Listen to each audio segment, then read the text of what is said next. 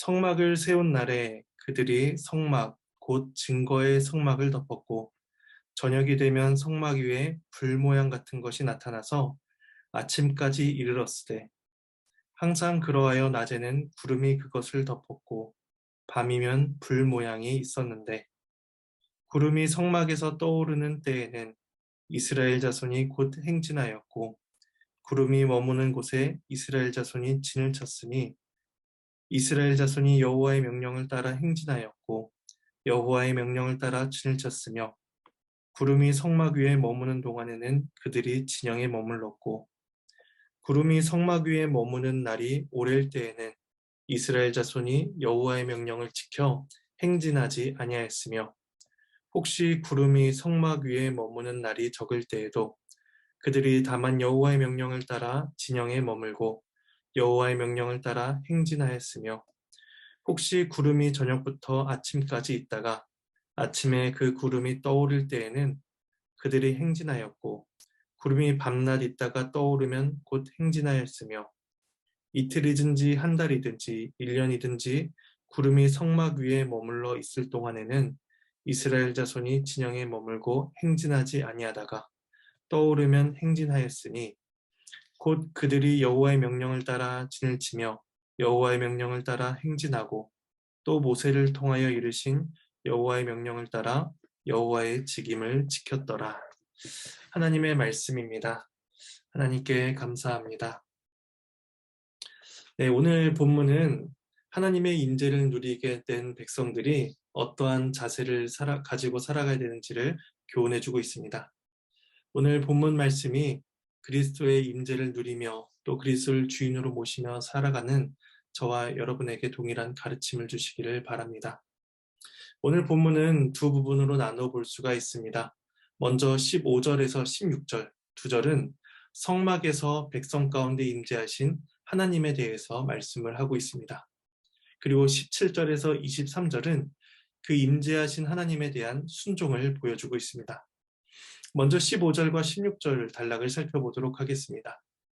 민수기의 앞선 내용들을 우리가 생각해 보면 모세는 장막 세우기를 마치고 그 성막을 구별하여서 거룩한 기름을 발라 거룩하게 하였습니다.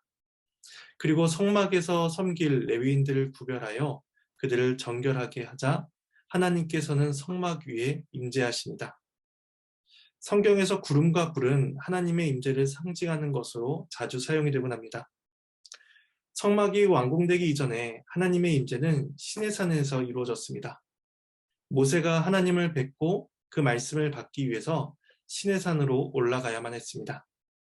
그리고 이스라엘은 시내산 아래에서 기다리며 모세를 통해 주시는 하나님의 말씀을 받을 수가 있었습니다. 그런데 더 이상 하나님은 시내산에서 이스라엘을 만나지 않으십니다. 하나님께서 직접 이스라엘 진영 가운데로 찾아오셨기 때문입니다. 이제 하나님께서는 이스라엘 가운데 직접 거하시며 이스라엘이 어디로 가든지 함께 가십니다. 그러면 지극히 높으신 하나님께서 이스라엘 가운데 거하신 이유는 무엇일까요? 그 이유는 하나님께서 그들과 언약을 맺어주셨기 때문입니다. 15절에서 성막을 가리켜 성막 곧 증거의 성막이다 라고 말씀을 합니다. 성막이 증거의 성막이라고 불리는 것은 그 안에 증거궤를 가지고 있었기 때문입니다. 증거궤 또는 언약궤라고 불리는 그 궤 안에는 하나님과 이스라엘이 맺은 언약을 증거하는 돌판이 담겨 있었습니다. 하나님께서는 그 증거궤를 통해서 하나님이 이스라엘의 하나님이 되시고 이스라엘은 하나님의 백성이 된다는 사실을 증거하고 확인시켜 주셨습니다. 하나님과 이런 언약 관계가 이루어졌기 때문에 이스라엘은 이제 하나님의 임재를 누릴 수 있게 되었고, 또 임마누엘이신 하나님께서 언제나 그들과 함께 하신다는 사실을 불과 구름이라는 방편을 통해서 경험케 하셨습니다. 이처럼 하나님의 임재는 언약 관계에 있는 자들만이 누리는 특별한 복임을 우리는 기억해야 할 것입니다. 이어지는 두 번째 단락은 17절에서 23절까지로 임재하신 하나님에 대한 순종을 어떻게 해야 하는가를 말씀해 주고 있습니다. 구름이 한 곳에 머무르거나 일어나 움직이는 것은 이스라엘의 진영의 행진과 밀접한 연관이 있었습니다. 구름이 떠오르고 멈춤에 따라서 백성들은 진을 해체하여 떠나거나 진을 꾸리고 머물러야만 했습니다. 오늘 본문은 아직 이스라엘 백성들이 광야길을 출발하지 않았다는 점을 생각할 때 아마 이후에 이스라엘 백성들이 광야를 지날 때 어떠한 기준을 가지고 이동했는지를 원리적으로 말씀해주고 있음을 우리는 생각해 볼 수가 있습니다. 성경은 이스라엘이 구름을 따라 가고 서는 것을 가리켜서 여호와의 명령을 따라라고 말씀을 합니다. 오늘 본문이 9절인데 이 9절 속에서 여호와의 명령을 따라라는 표현이 18절에서 2번 나오고 20절에서 2번 나오고 23절에서 3번이 나옵니다. 그러니까 총 7번이 나오고 그리고 19절에 보시면 여호와의 명령을 지켜라는 표현까지 우리가 포함하면 총 8번이나 이 표현이 나오고 있습니다. 게다가 하나님의 임재를 상징하는 구름이라는 단어는 11번이나 반복되어 나오고 있습니다. 이스라엘은 행진할 때나 멈출 때 오로지 하나님의 명령에 따라 그렇게 순종해야만 했습니다. 그들이 얼마나 철저하게 순종해야 했는지 구름이 머무르는 시간에 장단에 상관이 없었습니다. 21절과 22절을 제가 읽어보도록 하겠습니다.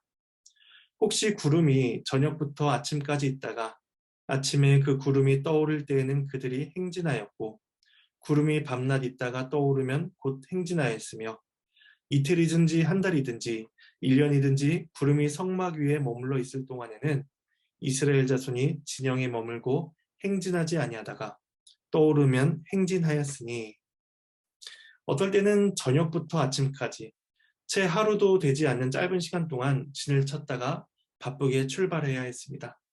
때로는 이틀, 한 달, 1년을 머물러 있는 경우도 있었습니다. 이처럼 여호와께서 명령하시면 가고 여호와께서 명령하시면 서는 것이 이스라엘이 해야 하는 일이었습니다. 그러니까 이스라엘의 삶은 굉장히 단순했습니다. 그런데 그 단순한 일이 가장 중요하고 가장 어려운 일이기도 했습니다. 우리는 시내산에서 40일 동안 40일이라는 기간이 지난 후에 일어난 한 가지 사건을 알고 있습니다. 바로 금송아지 사건입니다. 모세가 시내산에 올라간 뒤에 내려옴이 더딤을 보고 백성들이 요구한 것은 우리를 위하여 우리를 인도할 신을 만들어 달라 하는 것이었습니다.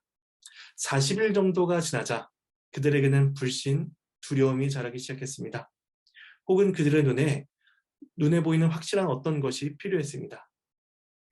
이스라엘은 그 전에 애굽에서 10가지 재앙을 목도했고 광야에서 홍해를 건너 만나와 메추라기를 먹는 그런 놀라운 기적적인 일을 경험했지만 하나님을 신뢰하고 하나님의 말씀에 순종하는 일에는 아직 부족했습니다.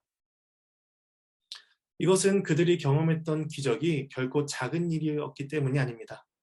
하나님의 일하심은 굉장히 크고 놀라운 일이었지만 그 놀라움도 금방 잊어버릴 만큼 이스라엘 안에 죄의 완고함이 짙게 남아있었기 때문입니다.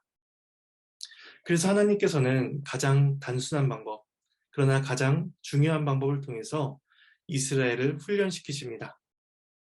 여호와께서 명령하신 대로 행진하고 여호와께서 명령하신 대로 멈추는 순종의 훈련을 시키시는 것입니다. 그래서 오늘 매일 성경 제목을 보시면 순종학교라고 되어 있습니다. 그렇다면 여러분은 이 순종학교에서 몇 학년 정도의 교육을 받고 있다고 생각이 되시나요? 어떤 학생은 가나다라를 쓰는 아주 기초적인 교육을 받고 있을 수도 있습니다. 또 어떤 학생은 그 학교에서 배운 것을 적용하며 실천하는 그러한 교육을 받고 있기도 합니다. 이처럼 순종의 수준은 학생마다 저마다 다르지만 그것을 가르치고 그것을 교육시키시는 분이 하나님이시다라는 사실을 생각한다면 우리는 위로를 얻을 수가 있습니다. 하나님께서 자기 백성을 훈련시키기 위해서 하나님께서 직접 그들 가운데 들어오셨기 때문입니다. 이런 순종의 훈련을 통해서 우리가 기대해야 할 것은 무엇일까요? 신명기 8장 6절 말씀을 제가 읽어드리도록 하겠습니다. 내 하나님 여호와의 명령을 지켜 그의 길을 따라가며 그를 경외할지니라. 한 번 더 읽어드리겠습니다. 내 하나님 여호와의 명령을 지켜 그의 길을 따라가며 그를 경외할지니라. 말씀에 순종한 자에게 나타나는 것은 하나님을 경외하는 삶입니다. 그래서 우리는 순종하는 과정을 통해서 하나님 경외함을 드러낼 수가 있습니다. 나의 계획이나 나의 판단을 유보하고 하나님의 말씀에 순종하려 할 때에 그것 자체가 이미 하나님을 경외하는 것으로 나타날 수가 있다는 것입니다. 또한 우리는 순종의 결과, 순종의 열매를 통해서도 하나님의 주권을 인정하고 하나님께 영광을 올려드릴 수가 있는 것입니다.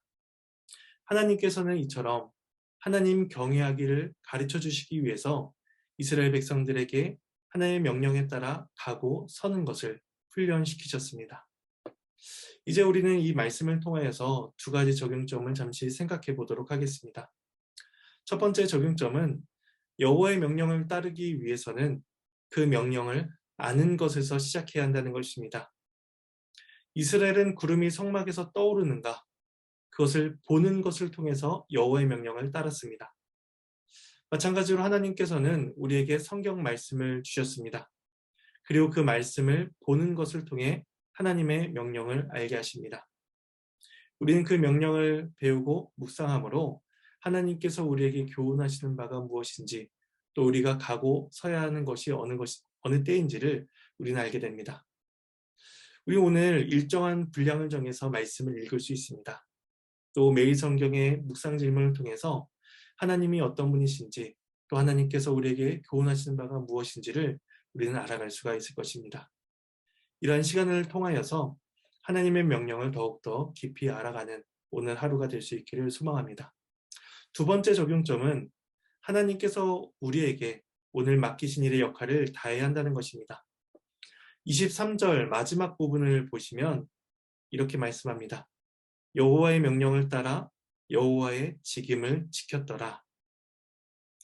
구름이 움직이지 않는 동안 이스라엘은 진영을 펴서 자신에게 주어진 아주 일상적인 일들을 감당해야 했습니다. 여호와의 명령을 따르는 일은 행진하고 멈추는 것에만 적용이 되지 않았습니다. 진영을 펴서 그곳에서 머무르는 동안 자신에게 맡겨진 일을 감당할 때에도 여호와의 명령을 따르는 일은 요구가 되었습니다. 하나님께서 오늘 우리에게 주신 역할과 주신 일이 있습니다. 우리는 그 모든 일에 감사하며 맡겨진 직임을 다해야 할 것입니다. 그렇게 할 때 우리는 하나님의 명령에 순종하는 법을 배워가며 하나님 경외하는 법을 알아가게 될 것입니다. 오늘 하루의 순종을 통하여서 하나님을 경외하는 기쁨을 누리는 저와 여러분이 되기를 소망합니다. 우리 이 시간 말씀을 기억하시면서 잠시 적용하는 기도를 갖겠습니다.